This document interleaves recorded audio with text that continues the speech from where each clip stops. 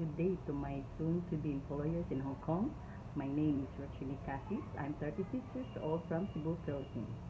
I am married with two daughters, ages 13 and 4 years old. I was working in Kuwait for 2 years as a domestic helper slash nanny.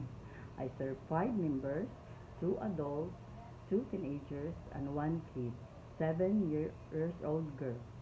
My main duties and responsibilities are doing a household chores like cleaning the house, washing clothes, ironing clothes, and I take care of the 7 years old girl. I prepare and give her milk, food, vitamins, and send her to school and teach her to school.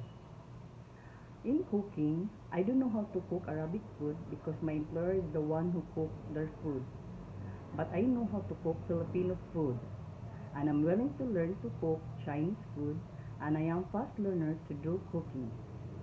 To my soon employers, please choose me as your domestic helper because I am a hardworking person, responsible and honest.